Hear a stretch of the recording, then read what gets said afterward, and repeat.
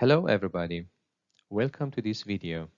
In this tutorial, we are going to learn about intonation, that is a very important feature of everyday communication.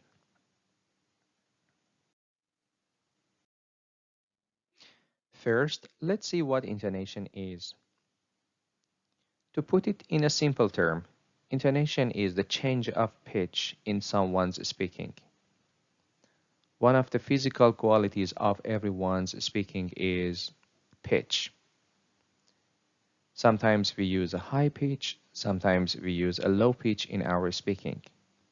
And sometimes we use a mixture of high and low pitch.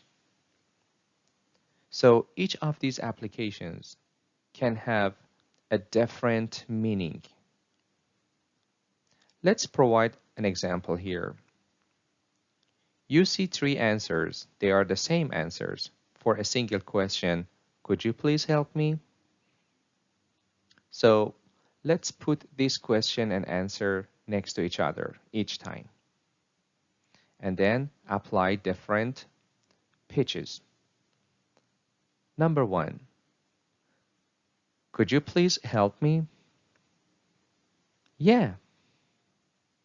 Could you please help me? Yeah. So in the first example, a falling intonation was used, and it shows certainty, meaning that the speaker is certain that he can help. Example number two, could you please help me? Yeah. Could you please help me? Yeah. In this example, a different intonation pattern was used. It was rising and falling, which shows enthusiasm. The speaker was happy and enthusiastic to help. Let's try the third example. Could you please help me? Could you please help me? Yeah. Yeah. In this example, a falling and rising intonation was used, which shows that the speaker is hesitant. Probably the speaker needs to know what kind of help the other one needs.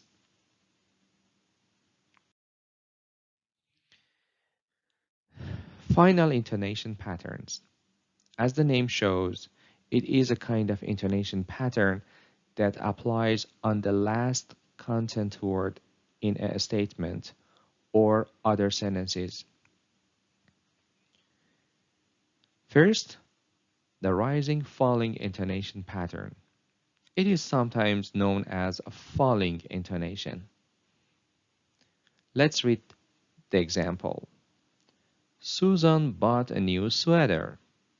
Susan bought a new sweater. As you see, the last content word in this statement is sweater, consisting of two syllables, sweater. The first syllable in this content word is stressed. So the pattern is like this. Susan bought a new sweater. Falling intonation is the most common intonation pattern that we use in our everyday conversation. It is applied for not only the statement, but also the information questions, like the ones that begin with WH, who, whom, where, why, or some other questions like how much, how many. This intonation pattern is also used for commands. Let's continue with some more examples. Take your time and read this sentence.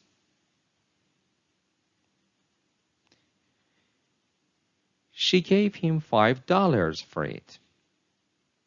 She gave him $5 for it.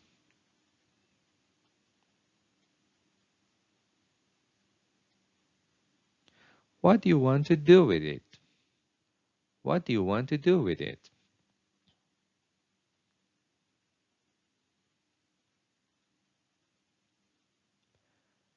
How long have you been living here? How long have you been living here?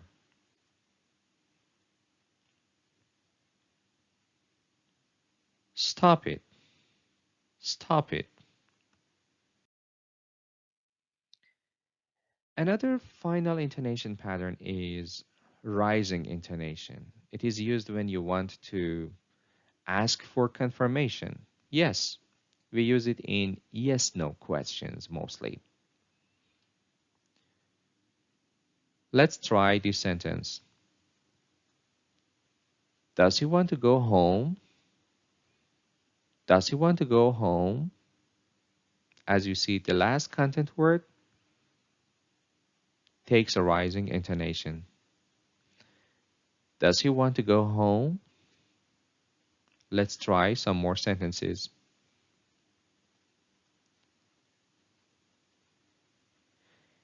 Did she give him $5 for it? Did she give him $5 for it?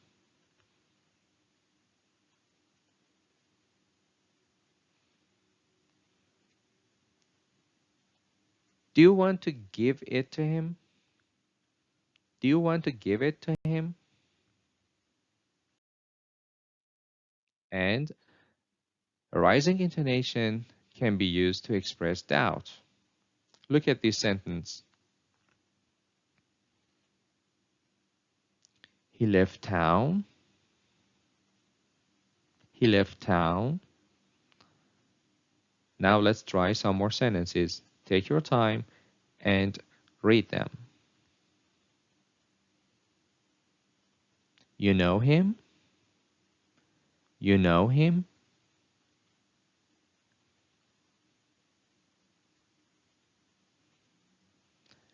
They put everything in this basket. They put everything in this basket. Another final intonation pattern that happens in tag question is either rising intonation or falling intonation. Look at these two examples and let's read them together. The first one. Dina's helpful, isn't she? Dina's helpful, isn't she? In this example, the intonation for the tag question is a rising one. It means that the speaker is waiting for a yes or no answer from the interlocutor. Let's read the second example. Dina's helpful, isn't she? Dina's helpful, isn't she? In this example, the tag question is expressed with the falling intonation, meaning that the speaker expects a confirmation from the interlocutor.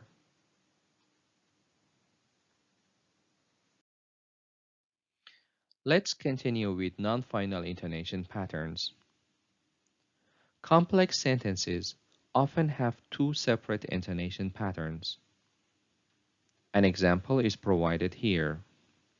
Let's read this sentence together. Because of his athletic ability, he was given a scholarship. Because of his athletic ability, he was given a scholarship. Here, the pitch rises and falls on the word ability and on the word scholarship.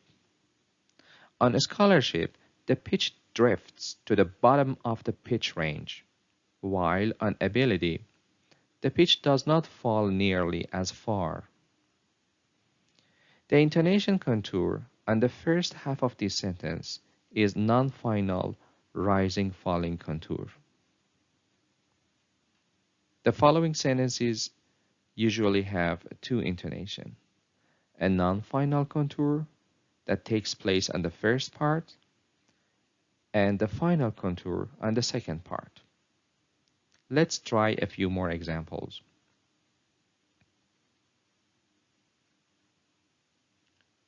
When he left her office, it was raining.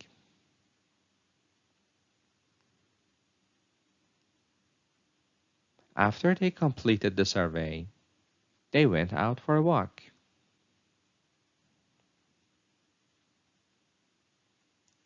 The man you said you met yesterday has left town. Another intonation pattern is continuation rise. This intonation pattern is used when we want to express several items in a list. The pitch of the voice rises slightly on each noun of the list, indicating that we are not yet finished speaking. On the final noun of the list, we find a familiar rise-fall intonation. Let's practice. He bought apples, peaches, bananas, and oranges. He bought apples, peaches, bananas, and oranges. Take your time and read the following sentence.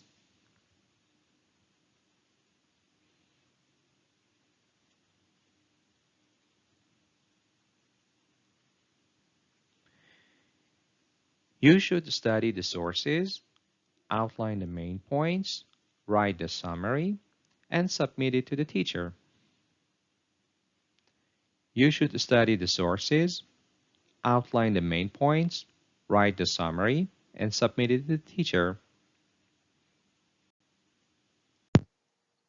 Non-final intonation and thought groups. We use non-final intonation between ideas or after thought groups. So let's go and see what thought groups are. There are some standard chunks of ideas that are separated by rising pitch and a slight pause that follows. The speakers can break up their utterances into some digestible thought groups or chunks of ideas so that it is easier for the listener to grasp the ideas. An example is provided here. I've been working as a librarian for over 7 years. The whole sentence is broken up into 3 thought groups. The first 2 thought groups end up with the content words working and librarian, which both have a rising intonation and a slight pause afterward. The last thought group ends with ears, which has got a falling intonation because it is the last word of this statement. Let's read it again. I've been working as a librarian for over 7 years. To make it easier to understand what thought groups are, let's bring them into a set of rules. Non-phrases can be thought groups, like a tall teacher. Subjects or groups of subjects can be thought groups as well, like a tall teacher or a tall teacher and his assistant. Verb phrases also can play the role of tone unit or thought groups. They are what? They are verb plus adverb, verb plus object, or auxiliary verb plus main verb.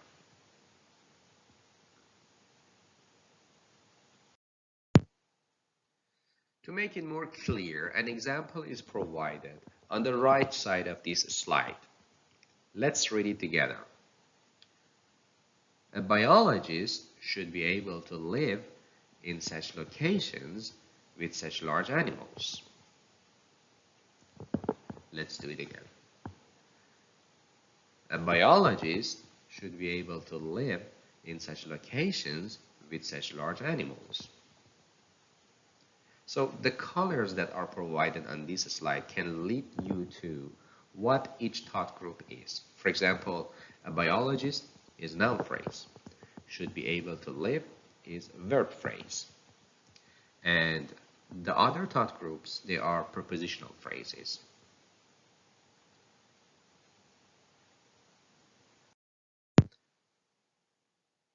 Clauses can be thought groups as well. Look at these examples. Let's read them. If there are technical words, they are explained in a glossary. If there are technical words, they are explained in a glossary.